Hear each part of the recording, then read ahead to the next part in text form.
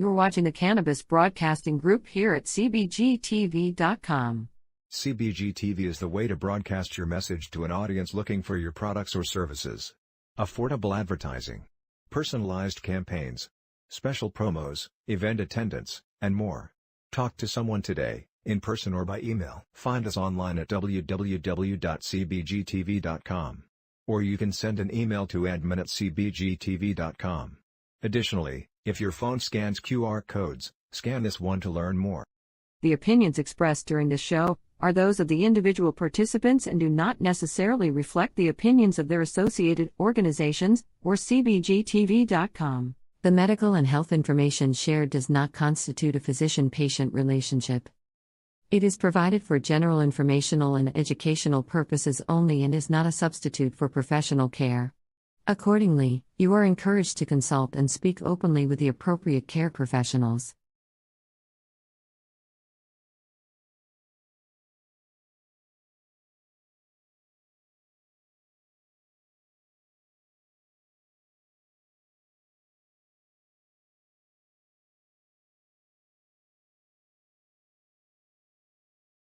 Number comes up, there's no escaping it, and you're going to die.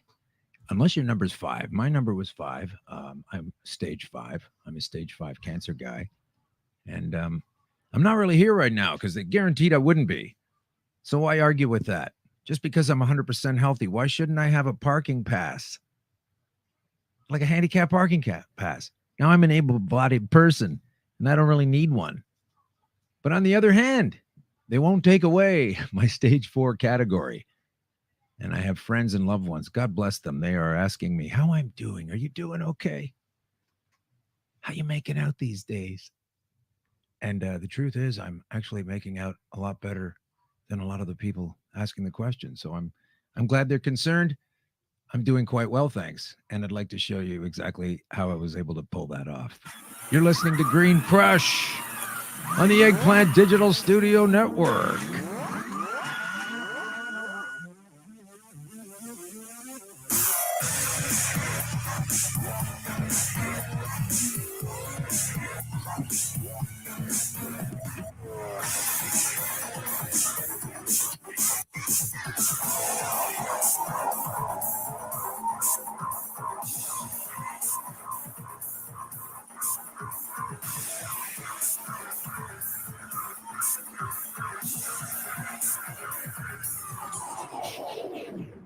Break the law.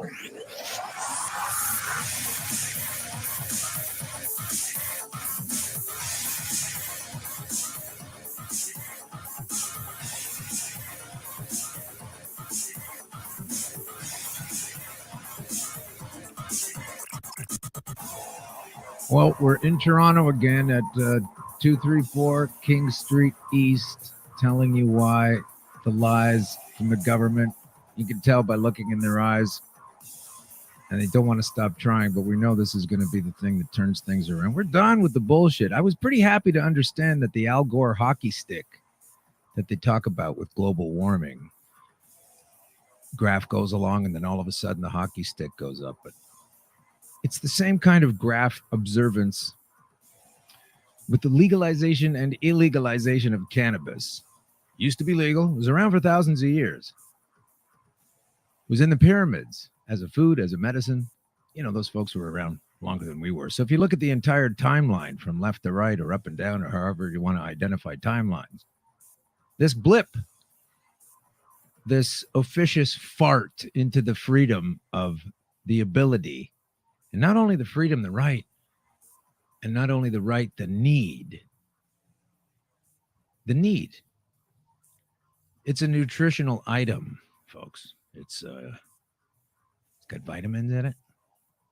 Like Sunny D, who I guess will never sponsor this show. You know, that drink Sunny D's got vitamins in it. So does cannabis. Just like a lot of other greens you take into your system, cannabis is also a nutritional in that capacity. If you think kale's great and you love that, I'm not knocking it, but this is just better. It has more things in it, things that your body requires, and somehow we've allowed ourselves to be led by a bunch of people that choose to not know that thing. We'll touch on that later, but I want to tell you what we are and who we are. This is Green Crush coming at you from Toronto. What is Green Crush? Well, the green is cannabis,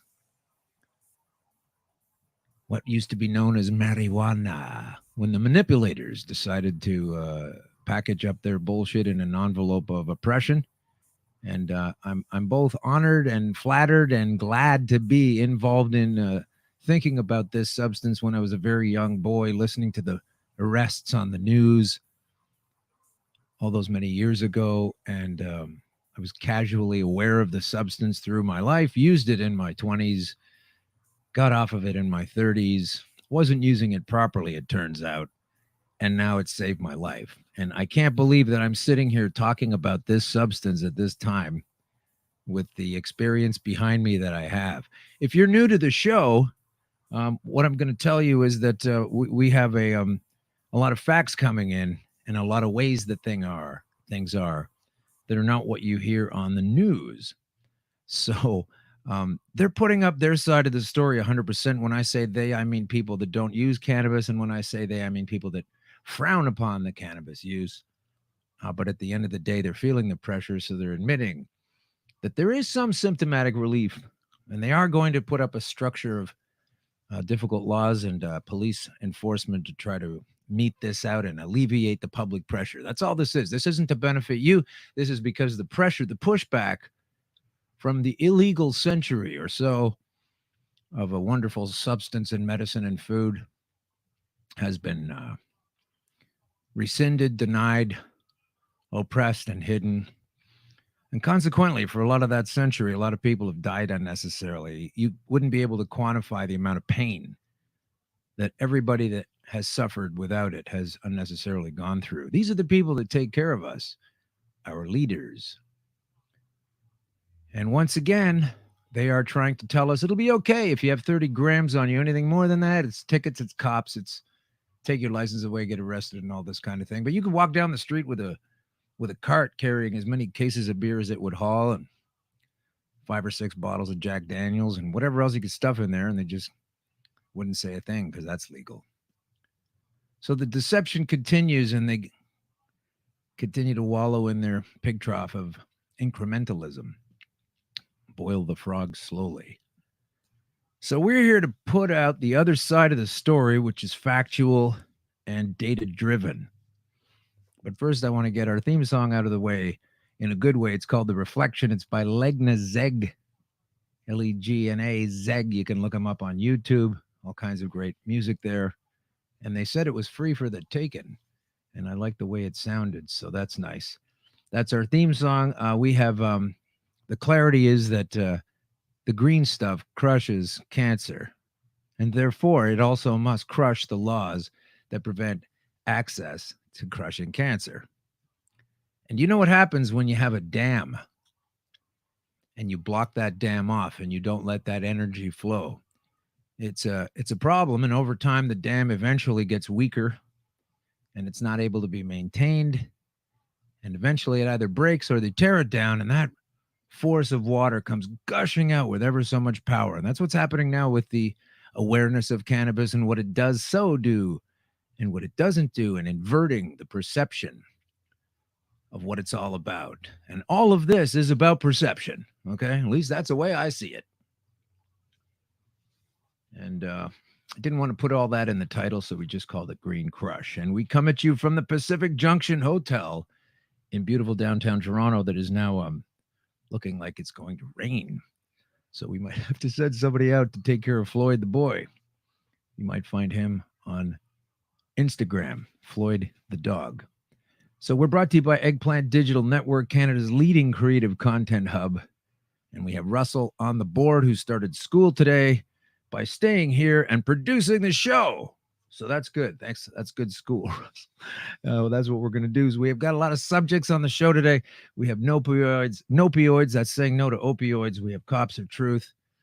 And I think we should get to that right now. But first of all, in the theme song, you might have heard someone advising you to break the law, and you might not know who that was. So I'll tell you, he's the shadow secretary for the Labour Party in England, in Parliament, stood up and told the world through English Parliament this next statement.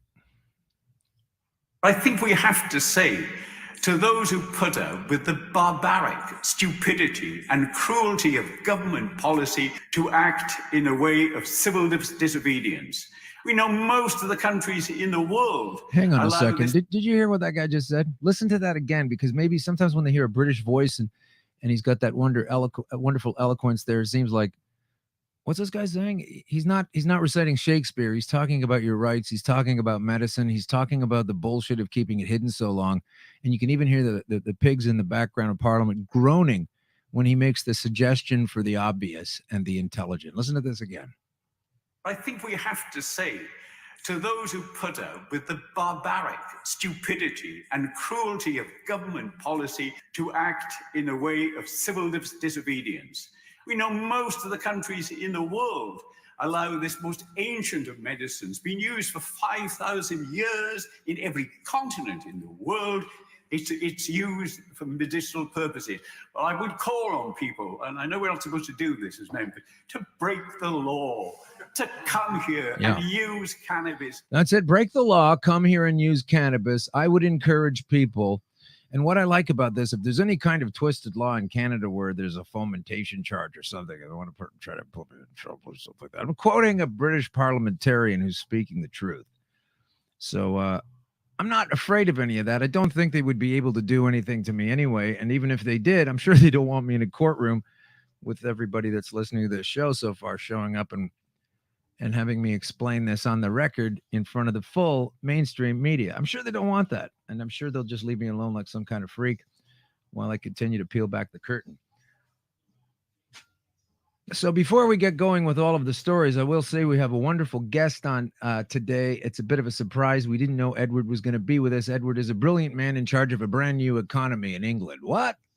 He's going to explain to us how cannabis is the substance of a new economy, a stock ticker. It's a different money. This is what the real reason is. And one of the many control-based, money-based reasons why the lies have been taking place over all of this time to make sure this stuff is not part of our makeup. But the unfortunate problem is we are supposed to have this stuff all the time. Like you're supposed to have the nutrients in meat, like you're supposed to have the nutrients in dairy, and they had food pyramids and food charts. And this is how we're supposed to eat.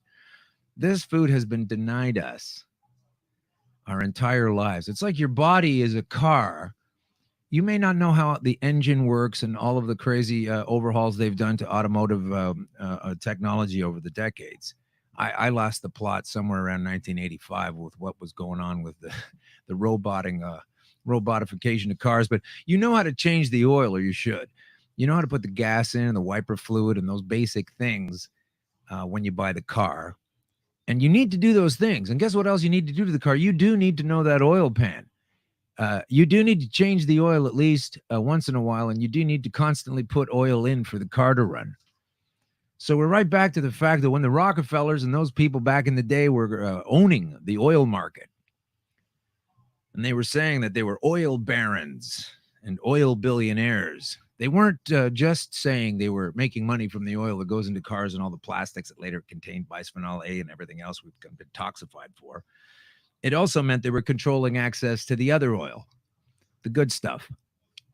Controlling the oil doesn't mean just selling automotive oil, folks, but it's all coming down. It's all coming down. It's so fun to be part of it. So for our first section on the show today, this is Unblinded Me with Science. And from the Scientific American, for those of you folks like reading your mainstream, here's an article from, it doesn't seem to say when. Well, September 1st this year, just a couple of days ago, tantalizing clues point to inflammation's role in an array of diseases. Tantalizing clues. Okay, so pointing to inflammation, I've heard about depression coming from inflammation, all kinds of pain. Certainly when you have cannabis and you have an anti-inflammatory there, you can also load up on turmeric. There's a particular product by a scientific laboratory called Curcumatrix. And it's a very intense bioavailable anti-inflammatory in that turmeric. It's been around forever. These are the medicines that have been around forever, and then they kind of make fun of them, and you're an idiot, and they sell you a drug, and you have side effects. But these are the same people giving you antidepressants who then kill themselves, and anti-anxieties who then get all freaked out about things. It actually causes, a lot of the time, they've got the whole telescope the wrong way around. They keep doing that, keep finding more proof of that. This new evidence suggests in the Scientific American, an anti-inflammatory medication helps reduce heart attack and lung cancer risks. And then it goes into trippy 3D drawing there. Should have it on the screen today, but tech.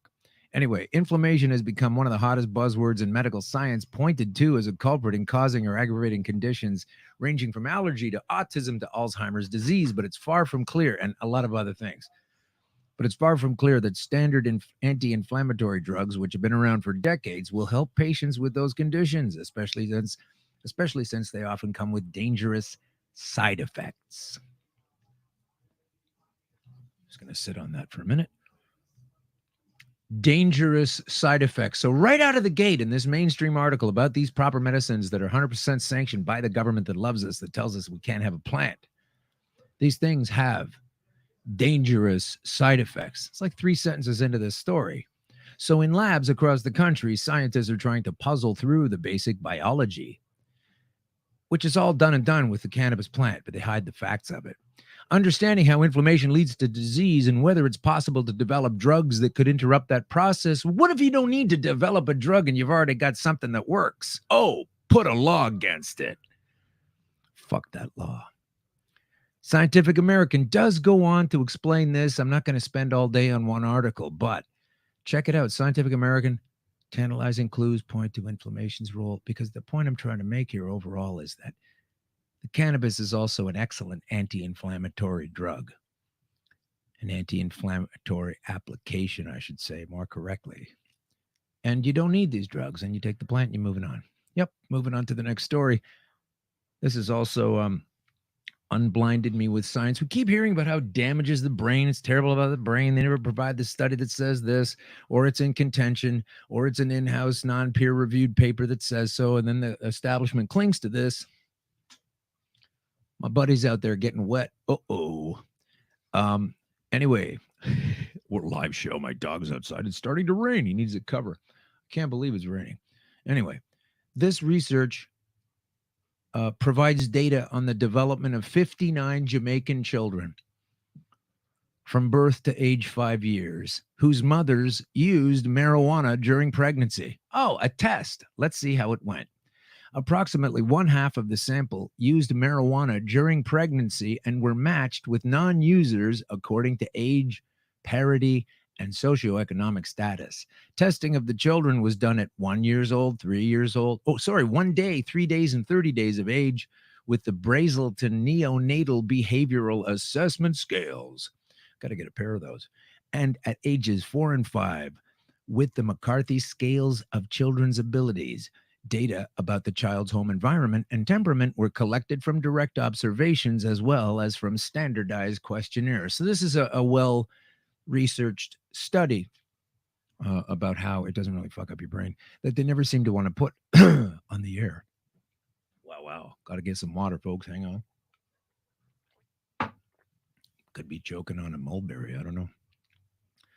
The results, let's get to that. The results show no significant differences in developmental testing outcomes between the children of marijuana using and non-using mothers, except at 30 days of age when the babies of users had more favorable scores on the 2 clusters of the Brazelton scales. Autonomic stability and reflexes. The developmental scores at age 4 and 5 years were significantly correlated to certain aspects of the home environment and to the regularity of basic school. So that's what it's about. But you hear about how terrible it is for your brain all the time, and you never hear about this Jamaican study. So thanks for the follow-up on that. That's on thctotalhealthcare.com.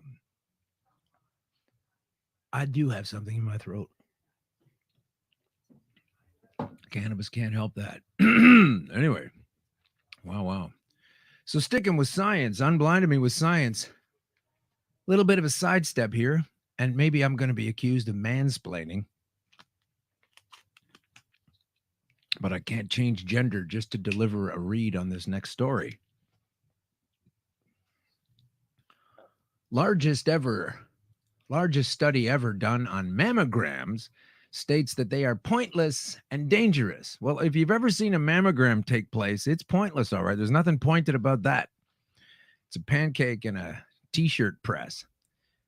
Says here on healthandlovepage.com, that's all got dashes in between the words. When you want to take the precautionary measures and prevent breast cancer, you go to an annual mammogram. But more and more research proves that such a measure is pointless at best and dangerous at worst. Of course, you won't hear this from any major industry. They will do anything to deny the truth to keep this money-making method. And here's the study, the largest ever study conducted on this thing. Here we go now to the New York Times, back into the land of true news. I love how when a true story is on a website that somebody wants to get all upset about and says, oh, that's not mainstream news.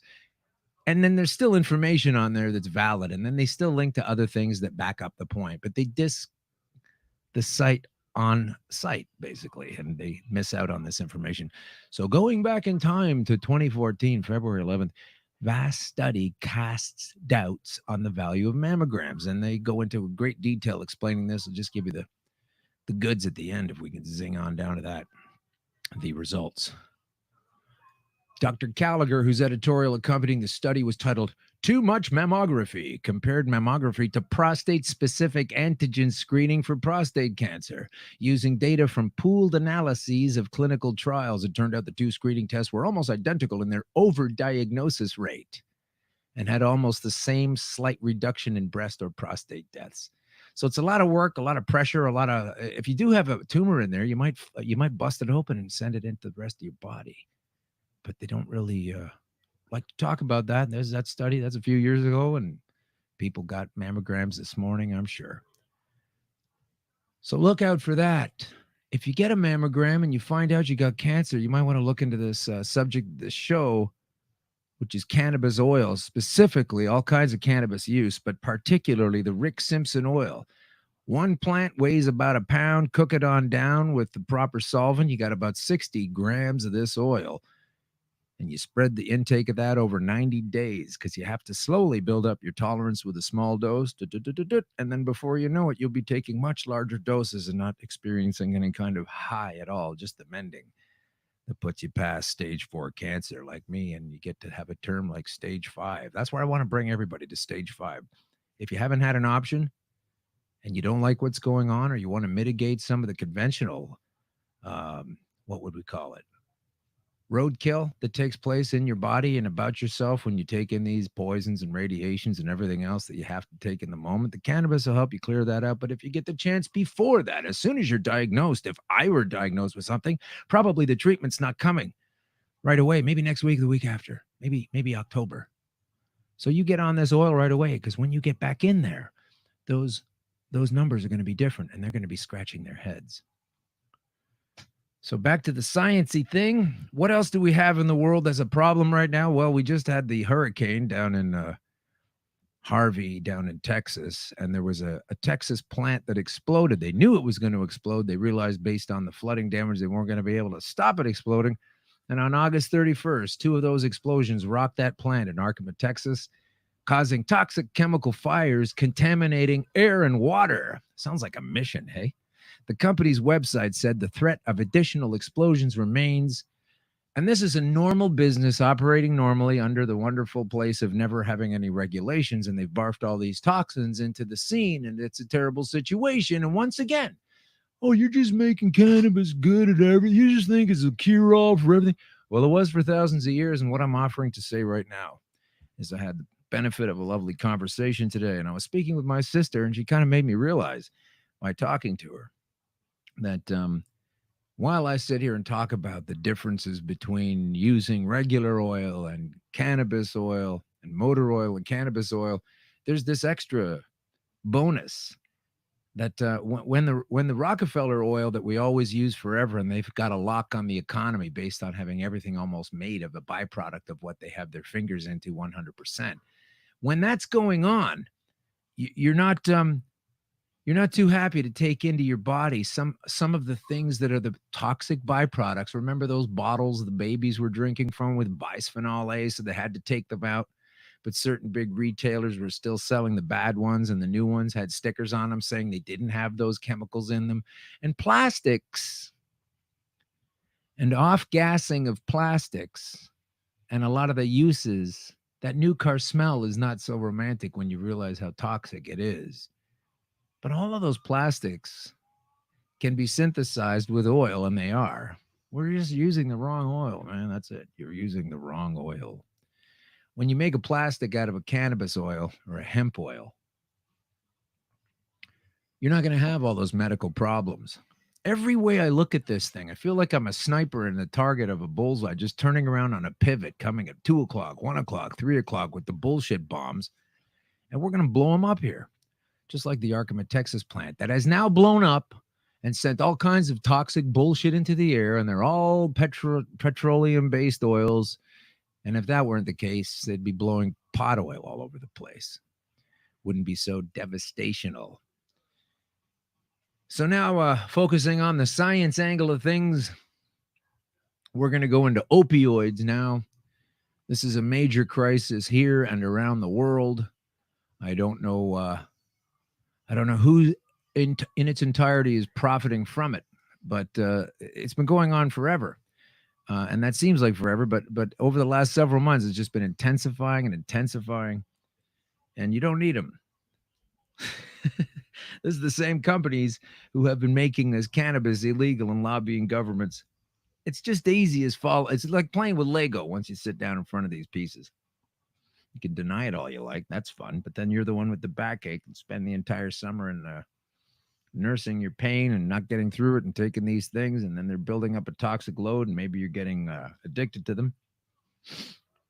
But the opioids is no fun. So don't take them. That's why I put an N in front of it. No opioids. So what are we doing here? There's a dog barking outside. It's not even mine. All right. This is from The Guardian. We're going to go back to The Guardian shortly as well. I really want to get to that, but turns out I've lost the page on that one. Gosh. All right. So don't blame the addicts for America's opioid crisis. Here are the real culprits. Now, this is an opinion piece, but it's in theguardian.com mainstream. America's opioid crisis was caused by rapacious pharma companies, politicians who colluded with them, and regulators who approved one opioid pill after another. These people who continue to lobby against cannabis, it doesn't have any of these side effects. It doesn't cause any of these problems. And they cite that it does when it doesn't. And then they ignore the ones that really come down with the opioids happening all the time. And they wonder, what should we do to get these bad people off of this terrible substance that we approve for profit? When we were lobbied by a pharmaceutical company in the States, there's more lobbyists per representative in the American government than the actual amount of representatives in the government. They're controlled by corporations. So the opioids that have killed more than 33,000 Americans in 2015. 33,000 Americans. Let's get the pot tally on how many people were killed. Oh, yeah, none. Antidepressants found in fish brains in the Great Lakes region. Well, we sit atop those here in Lake Ontario. This is from m.phys.org. Antidepressants found in fish brains in Great Lakes region are building up in the brains of bass, walleye, and several other fish common to the Great Lakes region, scientists say. In a new study, researchers detected high concentration of these drugs and their metabolized remnants in the brain tissue of 10 fish species found in the Niagara River, heading there in October for a big marijuana conference, and the town mayor is going to be there. Hopefully we'll interview him. Or maybe it's a her, I don't know. This vital conduit connects two of the Great Lakes, Lake Erie and Lake Ontario via Niagara Falls. The discovery of antidepressants in aquatic life in the river raises serious environmental concerns. Imagine if those antidepressants weren't getting flushed into the river because those things that cause people to be more depressed than usual were actually been replaced by this fucking plant that can save your life as an oil. You got to stop making laws against this thing. You got to stop making laws against this thing. It saves lives. Okay. Now, I don't know why we aren't able to attain any interest from the folks setting down the tone Like this former police chief, Bill Blair, who has always spoken out against cannabis and is somehow now standing in the center of the circus with a top hat and a cane going, hear ye, I'm going to tell you how it's going to go. No, Bill, we're telling you to go. It's different. It doesn't make any sense for a man who has profited from and drawn a salary about incarcerating people who are employing their own human right to be able to take a food, a nutrient, a medicine, and do whatever the hell they want to do with it when there's all this data about how healthy it is. And now this former police chief of a major city is on the transition team for this fucked up series of stupid laws that the liberal government of this particular country is trying to ram down our throats and make things even worse than they already are.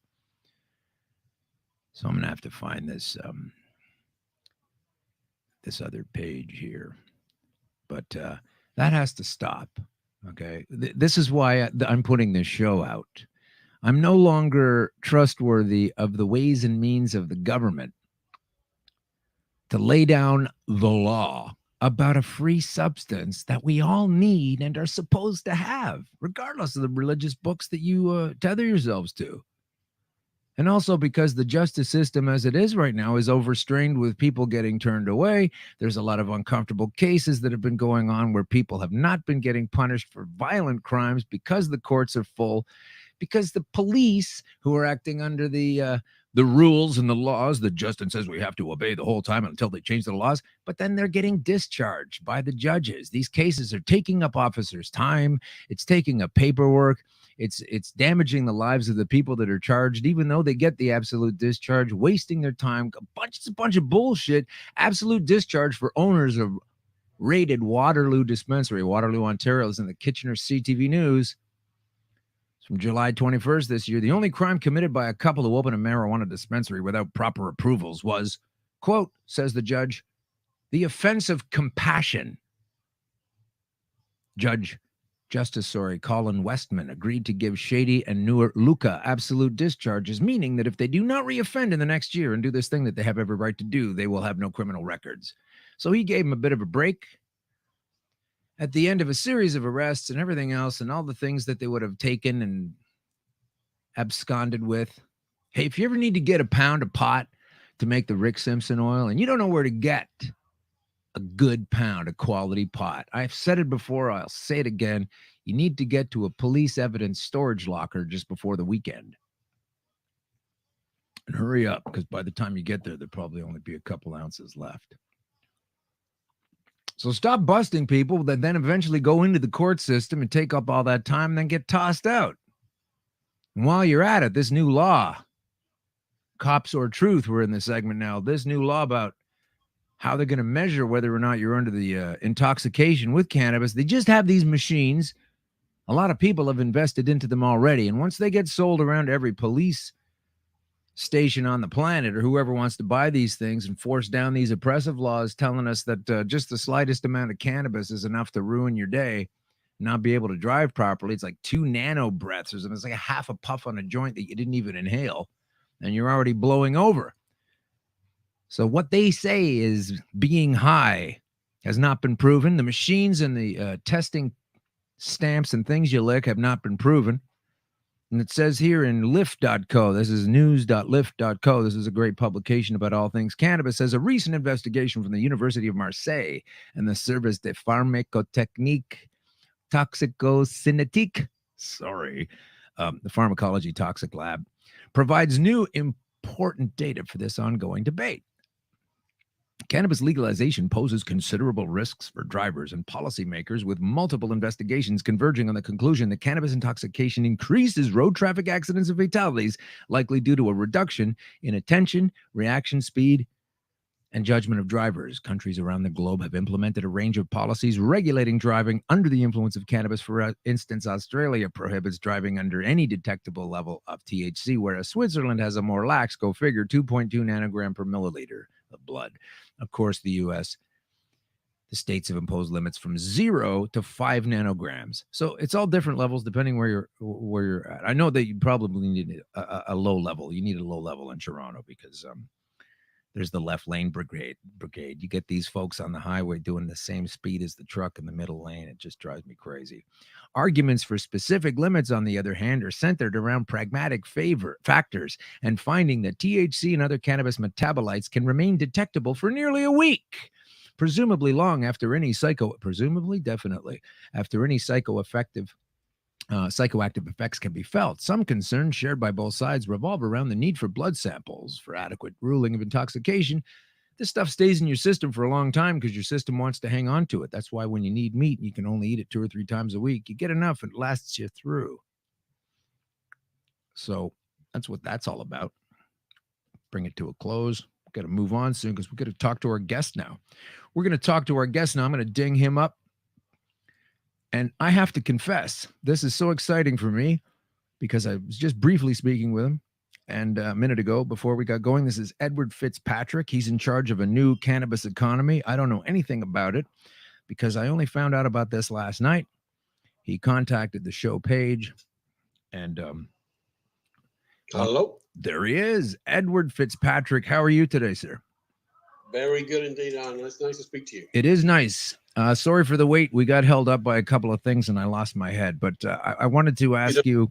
I've been watching the show and I've been learning, so it's all good. Oh, good stuff. Thanks for tuning in. So Edward is in England. Whereabouts are you? I'm in London. London. Yeah, I've heard of that one. And thank you for mentioning our great MP here who was standing up for earlier in your show. Yeah, absolutely. We feature him all the time. Can you tell us about him from the perspective of a Brit who sees him daily? Because I'd not heard of him until I'd done the research. Yeah, Paul Flynn. He's a Labour front bencher, so he's not a backbencher. He's a front bencher. Right. And he did a very, very brave thing, and that's a good thing for the country. We've also got Oxford University conducting studies right now. We've got articles in Tatler magazine. I mean, it's happening here too. All the stuff you're talking about is happening here slowly but surely. Absolutely. Yeah. So what was his record before this, or how was he perceived by the public before he came out with this break the law statement? Well, he's a front bencher, so he's perceived, to be a very serious politician, but he is a little bit of a rebel. But then some of them are. Not all politicians are bad. No. It just seems that their honest intentions and their desires seem to get swallowed up by the machine as things move along. That's the unusual thing about Paul is he's quite an elderly gentleman. So you would have thought that if that were the case, it would have happened to him a long time ago. But I agree with you. I think they go in with great intentions, because why else would you want to be a politician, right? Right. They go in with great intentions and they soon get consumed by the populace. You don't have to dig too deep in the history usually because, you don't have to dig too deep because they'll campaign a certain way in the election, particularly if they're kind of favorable because the home party, the existing party is losing favor.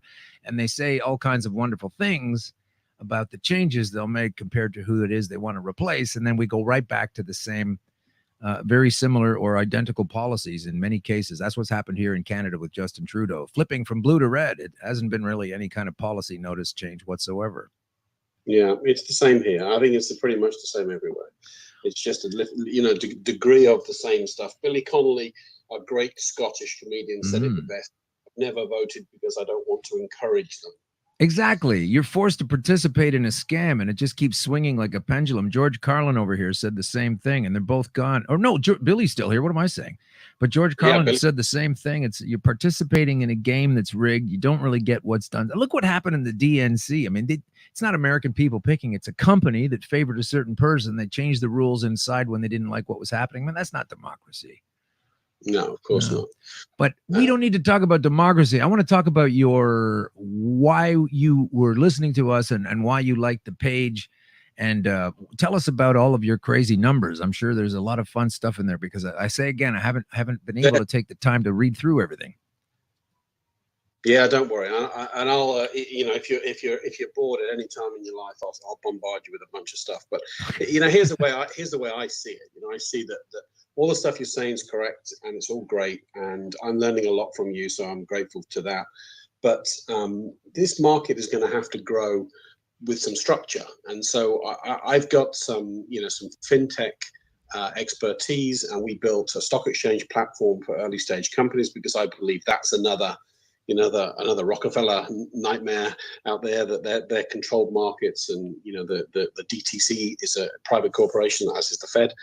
But and so I think the stock markets of today are not fit for purpose for early stage companies. Most companies in the cannabis space are early stage companies, and they lack some credibility because people don't know who they are, where they've come from, what they're doing, whether it's legal. There are some strange laws in the States that you can't invest in a cannabis company if you're in Colorado. If you're to Washington State, you can't.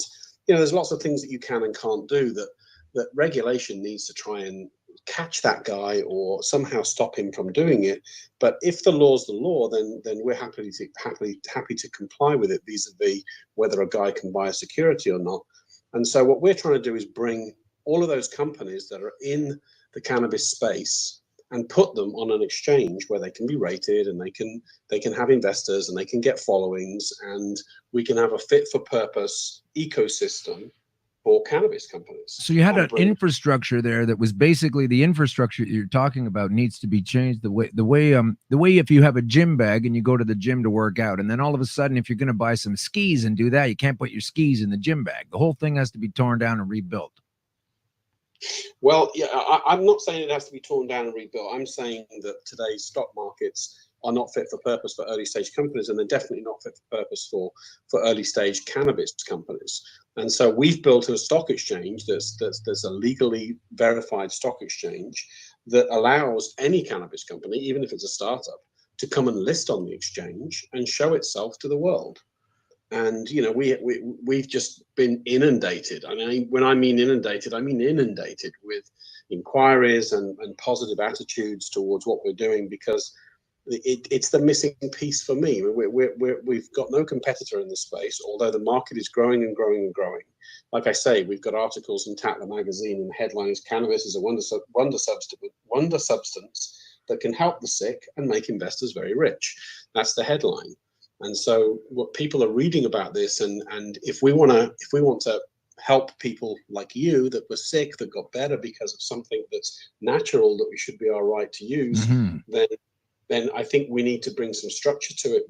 We fight the naysayers by bringing corporate structure to it, because the difference today with the Rockefeller scenario that you're talking about is knowledge. He had all of the knowledge back in the day, and didn't share it with anybody. Now the knowledge is everybody's. Anybody can listen to your show, anybody can pick up what you're saying, anybody can read for themselves. Yeah, it's all there. And I don't think that can be fought today. I think this is the time that this plant sees its natural place in society, and we want to bring some corporate structure to that to help it happen. Well, that sounds like a good idea, and I think you're going to get both from us. You're going to get interest here from the show and questions from the show, because this sounds to me like something that we definitely need to be doing, is to be part of this particular deal, because it comes down to there's so many applications for what can be used in never mind in a leisurely capacity, but in a health capacity for cannabis, that it's just become so evident now to everybody that has their eyes open that it's a criminality if one person is told they can't access it, and so many other things disappear. And with this, so many medical conditions absolutely disappear. Citizens respond to the challenges of the outside world and its geopolitical machinations. You picked up a great point earlier that I'd want to use to companies that are coming to us and say, toxic plastics. So create hemp plastics, and let's go take that. Yeah. And so let's go build companies that make hemp plastics, and let's go break down the toxic plastics and build enormous companies out of that. You've got the ecosystem today to do it. We have a stock exchange. You have people that want to invest in this thing. You have people that want to create these things, and you definitely have people that want to buy these things. There's your market right there. Yeah, that's absolutely true. And I think that as soon as people realize that, as we were saying before, I mean, I said it out of my head the other day, but it turns out there is a chewing gum company. You're going to have a flooring company. I mean, you can make blinds out of it. You can make clothing out of it. Maybe you can power vehicles with it. I don't know. I mean, it's still an oil. It could be synthesized in that way, and then the byproducts aren't going to be so terrible as the oil that we're stuck with now. Yeah. Well, you said another thing on the show, which is why I'm saying I'm grateful, because I'm listening to your show. Is on a different show you were talking about, that they're figuring out now how to tax it. We need to spend more money because we've got something that's now legal and it's going to cost us more money to police it, right? So if they figure out, but that could be a good thing. When they figure out how to tax it, that's when the problems go away from those guys. Colorado's made $500 million in tax receipts already. Well, I think you have to look into that carefully when you set it up jurisdiction by jurisdiction, because if it gets to a certain point where the city's taxing it, the province is taxing it, the country itself, the federal, you got 3 or 4 levels of taxation, maybe there's some kind of retailer tax, then all of a sudden you got a $27 gram or a 14-pound gram. That's not going to be any good. No, that's true too. That's true too. You're going to create this backlog of, as soon as they put a price on it, bang, you're back to the black market, whether it's a legal substance or not. We had the same thing with cigarettes in Ontario years ago when they jacked the rate up for everyone's health. They jacked up a pack of cigarettes to $10 when they were normally selling for $3 or $3.50 back in the day. And that just caused an instant black market. And then they were fighting crime constantly and spending all this money on people breaking the law. But of course, as soon as you take something that they're used to and jack the price out of it, here comes the black market. We know that's what gets made, and so do the policymakers. Yeah, exactly. Do it anyway. And maybe that's why they need that extra money, because they want to get ready for the black market that they're going to create. That's it. That's it. So what can we do to best tell us the name of your website, for example? So right now it's Marijuana SX. I mean, we have a bunch of them, and some people are saying it shouldn't be called that, should be called Cannabis SX. But right now it's Marijuana SX. We have all the tech. You can go there right now today and open a demo account and see how you trade on the exchange. And because I've kind of not used that word in a long time, if I could stop you, can you spell marijuana for us the way you do? It's one of those words that gets a different. It's like Omar Gaddafi when he had everybody spelled it different with a Q with a K. So give us the exact URL. Okay, so it's MARIJUANASX.com. Perfect. Okay, now I have it. Now everybody has it. If you didn't get it, stop and go back 30 seconds. And what did you do before you got into? How did cannabis filter into your pool of awareness? Like, what were you doing before? Were you working in the stock market anyway? Yeah, I've been for 30 years. I've been running my own private equity fund, and so I bought this fintech thing, and I've created a bunch of different stock exchanges fit for purpose, because I can't stand that the stock exchange market today is ridiculous. And the shorting capacity is, for early stage companies to be able to short an early stage companies, it's just ridiculous. It's it can't withstand shorting pressure, so it's easy for people just to short the stock to zero. But behind that stock are people and lives and jobs and ideas and dreams, not to mention the investors that put money in to get them there. And OTC bulletin board or even the TSX, and just getting driven down to zero for no good reason other than some trader could go make some money on it. And so I didn't like that, so I created a stock exchange that you can't short. It's just an honest exchange. You can buy a security or sell a security. You can't do anything else, because it's fit for purpose for early stage companies. That's exploded in terms of its growth. We've got 1,000 companies on one exchange. We launched in 50 countries. Wow. We did a whole big thing, and then we got approached by some great people in the cannabis space who said, we want one for the marijuana sector or for the cannabis sector. And so we started looking into this medical marijuana space and said, wow, this thing's going to be huge. It's like the internet all over again. And so we built a fit for purpose exchange for that. So we're arguing against some of the naysayers for us that are saying you can't do it because of those issues in the US where a guy sitting in one state can't buy a marijuana stock in another. And I say, well, this is a digitally delivered exchange. We can do anything. We can prevent that from happening. We don't have to regulate it from behind. We regulate it in front. So we can combat all of really any question that anybody fires at us and says you can't do this because, well, we can, because we've already thought about it and it's digitally delivered. So we can combat those things much easier. That's why I think it happens now, because there's just too much information out there too easily, too readily, and we can digitally deliver something. It's a 0 or a 1. You either did it or you didn't, and the facts are in front of you. So I wasn't specifically in this sector, but I've been learning about the sector. We took on some specialists. We partnered up with some people who are in the sector, who are big growers and big producers, and they become our founding partners in the exchange. And now we're looking for some more founding partners, and it'll be launched in maybe it'll be 4 months before there'll actually be any listings on it. But in 4 months' time, there'll be listings, and we're taking in listing agents now. We're getting companies ready to list. The site will change in the next couple of weeks, so that you'll have more information. It won't just be the demo account, but you can go in and just put in a username and password, log in, get a demo account, see how it is to trade. We give you $25,000 of pretend money, so you can see how well you do. See how it goes, yeah. So this is great. You're basically building a new infrastructure or an adjunct infrastructure for the facilitation of cannabis propagation. And where do you see, like, how long has this been going on for you? And from the time you figured out to start this going, and where have you traveled to this point? And where do you see this thing a year, 2, 3, 5 down the road, or wherever you think it's going to have its most impact? Well, you know, I'm a big thinker, so maybe I answer that question. People think I'm nuts, but you know, I believe this is the ecosystem that will set it apart. That will be one of the catalysts that helps the sector really explode. There was the example we just talked about with the plastics. You know, we can push out the plastic companies and say, let's start experimenting with hemp and make a division.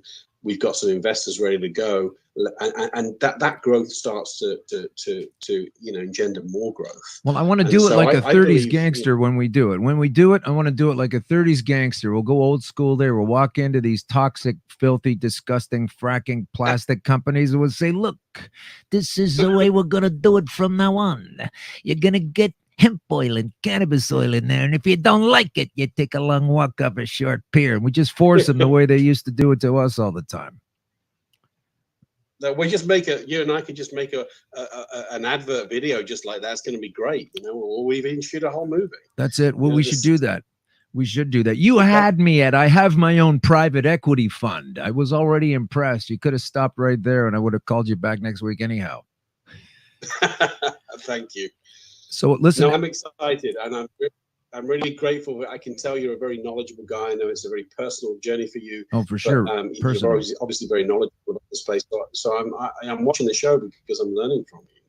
And that's what people should be doing. Well, I'm looking forward to learning from you, and I'm looking forward to you coming back. But I'm going to be contacting you privately in between to see exactly where we stand, because this is the thing about the cannabis. I don't know exactly how you got to this awareness, but so many of the things that I've been able to do, I was granted this ability through being told there was no other option. So my clock was ticking. I had several 10 to 12 months, and I knew it was going to get terribly, awfully shitty before that. And it started off in a bad place, but I thought if I can just bang through 3 or 4 months of research, it's got to be out there. And I started to find things. And then the irony is that, or I don't know if it's irony, let me check on that. Anyway, it feels strange, let's put it this way, to be under the influence of cannabis in a psychoactive aspect of the plant, which ideally, if you can use the whole plant, that's the best idea. I understand there's a case for CBD only. But if you can take it all in, it does so affect your perception. And when you start to think about things in a certain way and see holes in them that I wasn't able to see before taking the cannabis, and it's like its own learning tool as you pop open some new ideas. And then I'm flattered enough to be on my own show now with a man in England who's inventing an adjunct to the stock market to better reflect a new burgeoning economy, who kicked this all off with his own private equity fund, telling me I'm right about things. This is way better than lying in a box 3 years ago. You know what I mean? I'm with you, Alan, 100%. And I'm glad you've been on that journey, because when you come out the other end, you're stronger.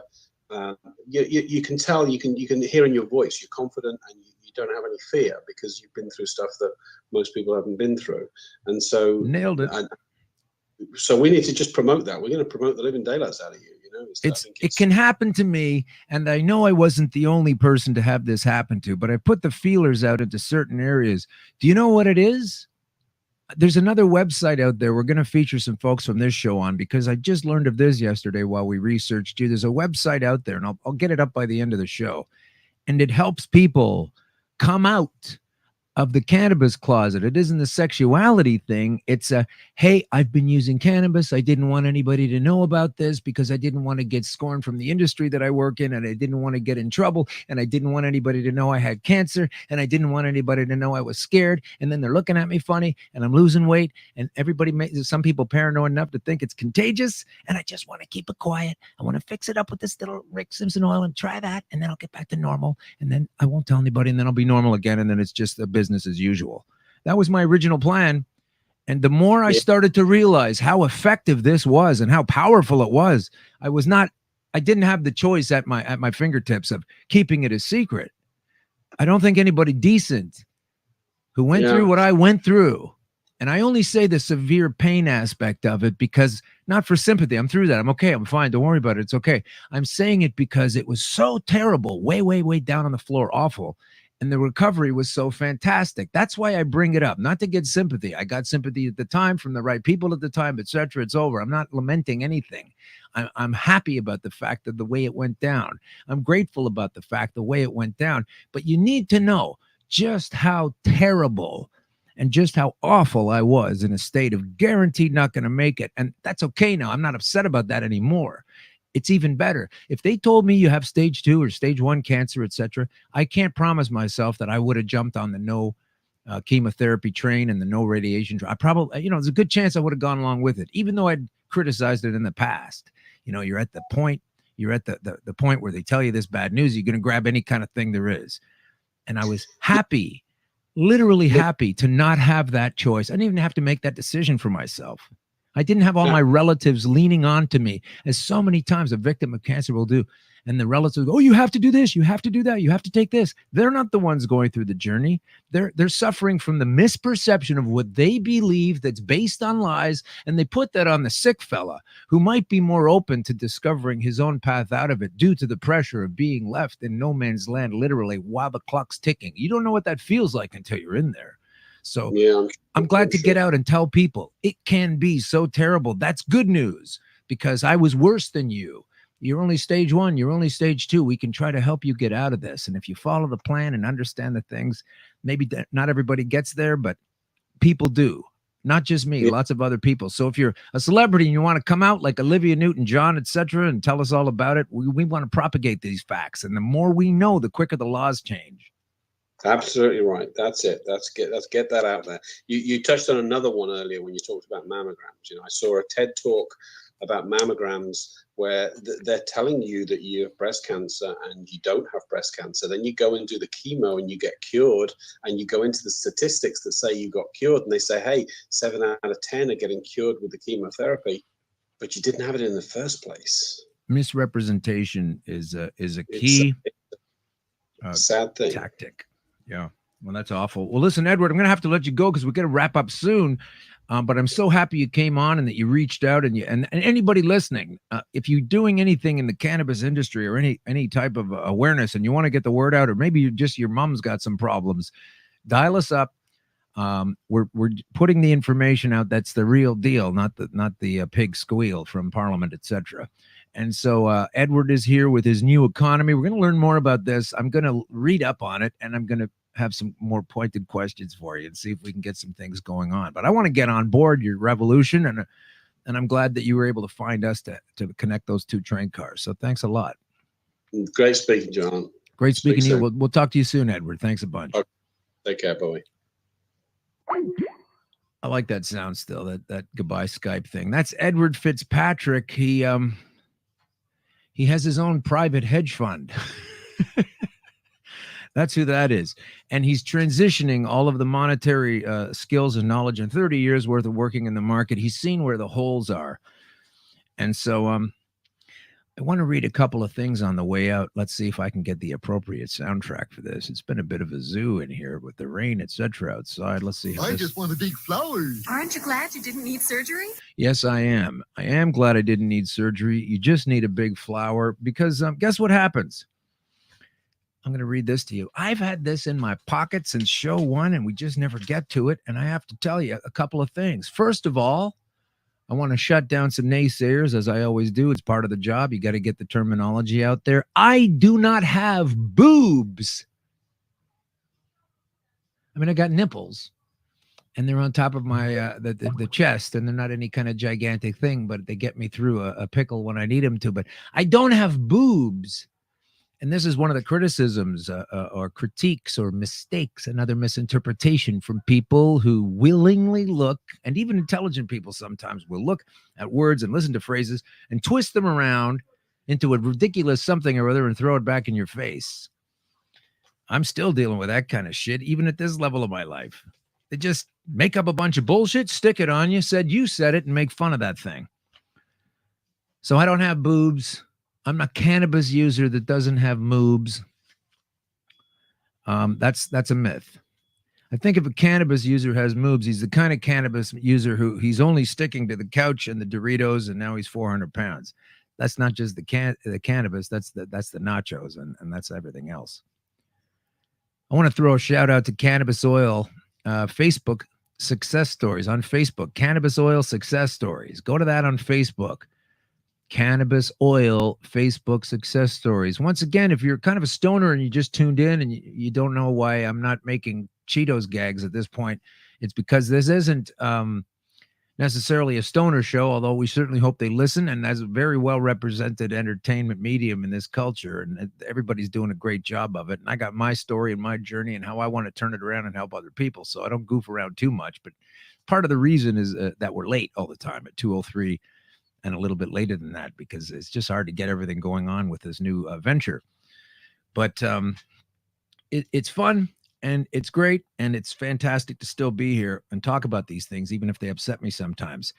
But we were just talking to Edward, and it turns out that chemo dramatically increases cancer growth. Am I saying this?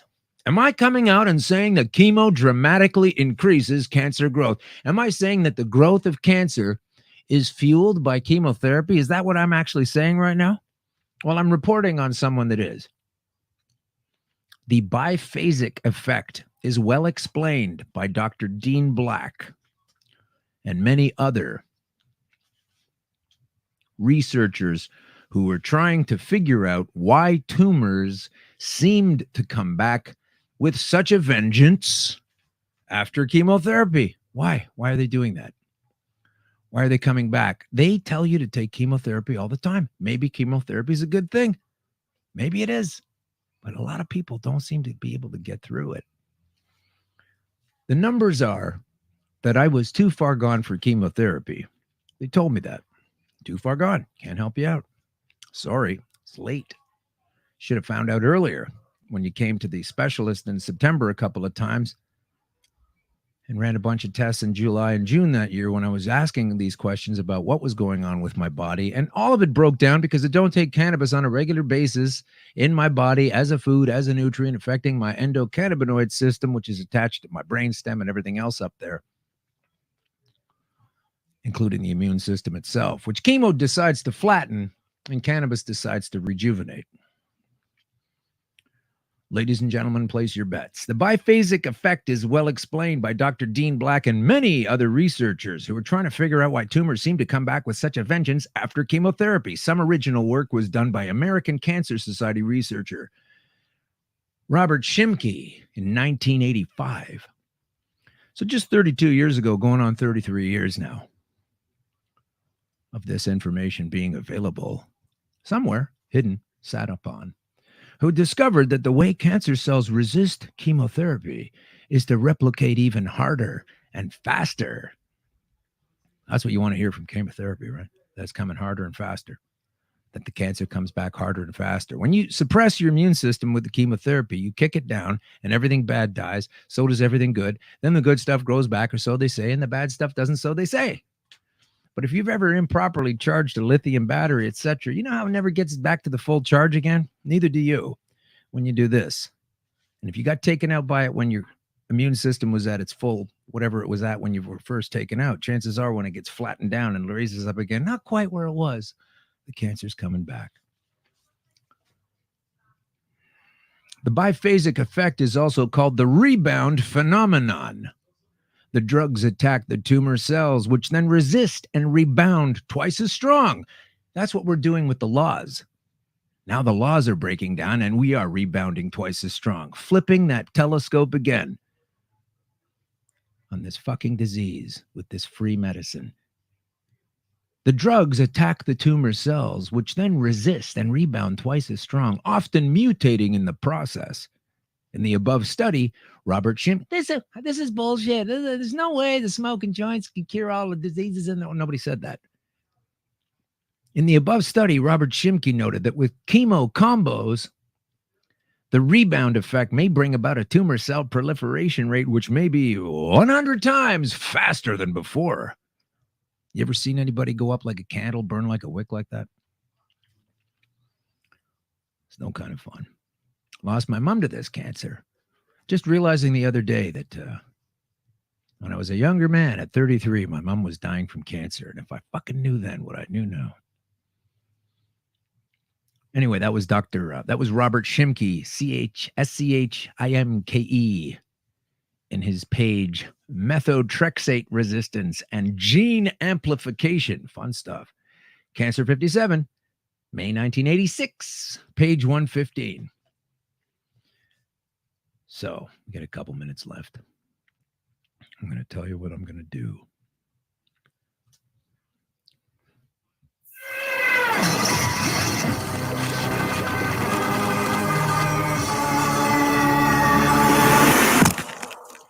Going to crush it. We're going to need the Canadian anthem again. Played it last week. It's really old. It's older than the one I remember as a boy. The lyrics are changed. None of it's in French. Sue me. Oh, Canada. What have you done? What have you done, Canada? I'm coming to get you on your 150th birthday. Here's the thing, everybody. Justin Trudeau, the Prime Minister of Canada, Stephen Harper, the former Prime Minister of Canada, who had terms as a majority and minority leader, was there for years, and the previous Liberal government under Paul Martin have perpetuated a fraud upon the Canadian people, and I'm calling them out on it right now on the show. Here's the short history of Canadian politics. First, you vote Conservative to get rid of the Liberals. They've been there so long doing things. And then you get angry at the Conservatives because they make mistakes. They take things that aren't theirs. So then you vote Liberal to get rid of the Conservatives. And this is the ridiculous voting game that we were just talking about with our guest today, Edward Fitzpatrick. Because then when you vote the Liberals in, then you get angry at them and you vote them out, and it's a cycle of shit and shame. It's not working properly. And it's all the product of sober minds that have always looked down on the use of cannabis, and we're running things, and this is how it's going to go. And this world's on fire, man. There's wars going on. How could you have a civil war, a flood, and a nuclear war threat going on all the time like that in the States? That's a lot of trauma. Cannabis is good for trauma. But here's what I really want to get to and why I am calling Canada out on this bullshit as we fade on out of here. Here's a new article I just read, and this is why I'm going to call Canada to task. This is in The Guardian again. This is not an opinion, like the earlier story about opioids and the damage they're causing by the very governmental systems that are keeping cannabis away from us. These people are evil, if not stupid. I'm tired of sitting under it. So here's a great article, finally, in The Guardian. Finally, mainstream. This is so good. Anthony Brown, he's the health editor. This is not an opinion.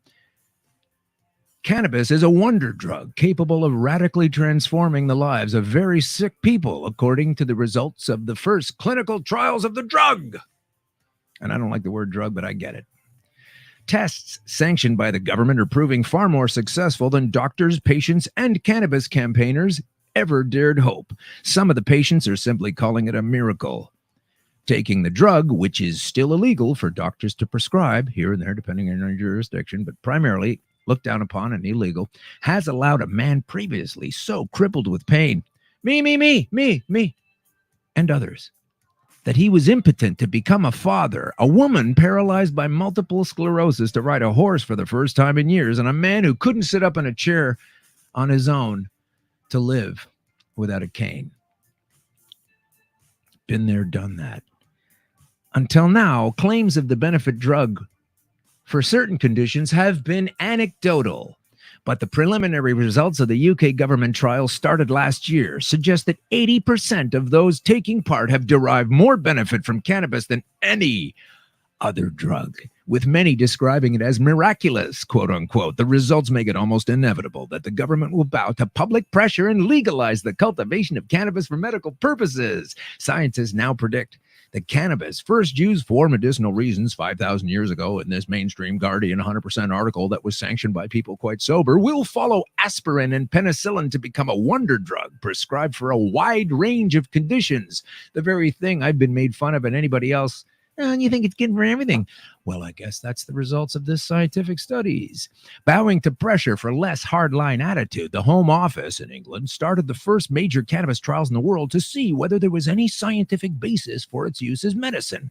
A license was granted to a specially formed drug company to grow the plants under controlled conditions in a secret location in southern England. 23 patients suffering from multiple sclerosis and arthritis were recruited on the first trial and given daily doses of cannabis by spraying it under the tongue before wider trials were started. The remarkable stories of the patients will be revealed on the BBC program Panorama, which was granted unique access to them.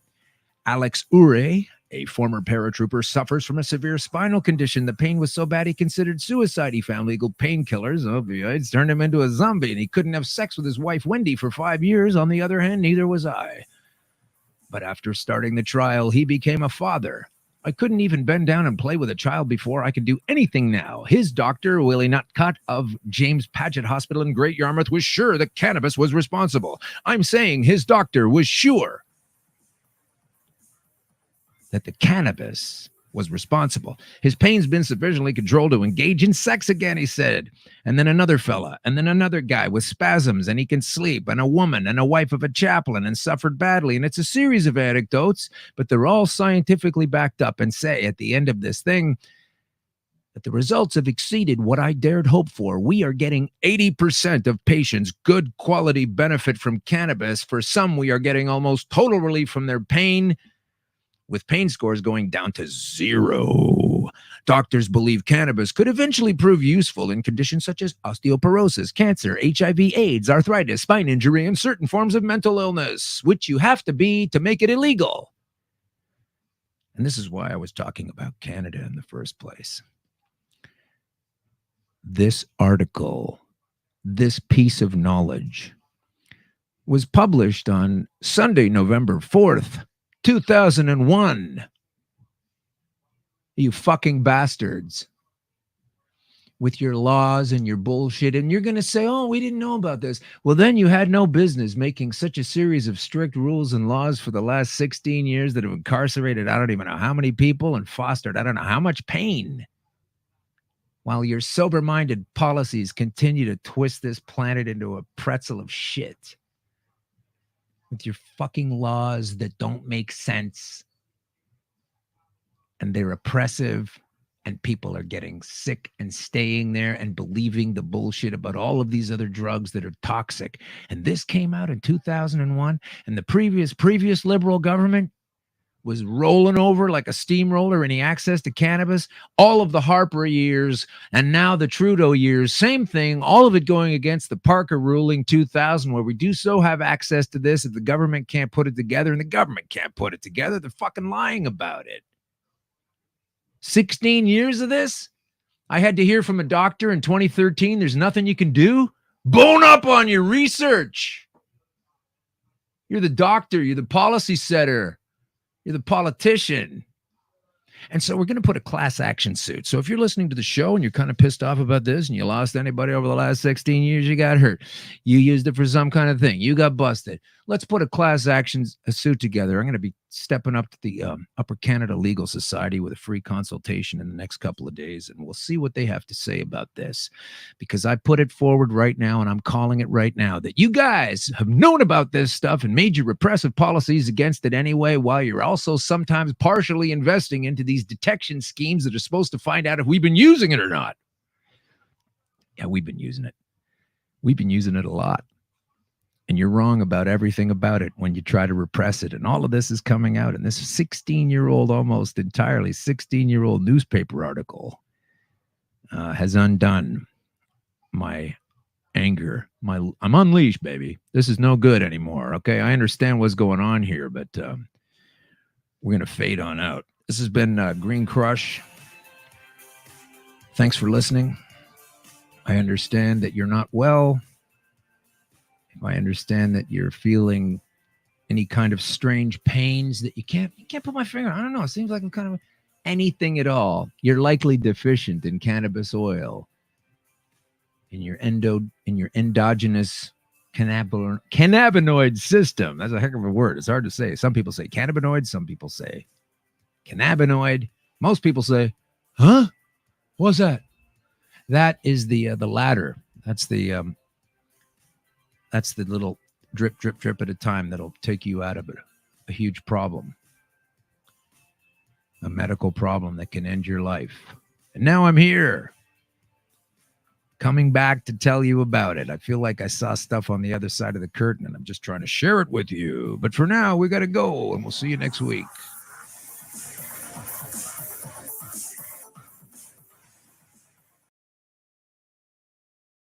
Are you a cannabis content creator? Are you looking for a place to have your content seen? If you answer yes to both questions, then you need to check out cbgtv.com. We are the Cannabis Broadcasting Group here at cbgtv.com.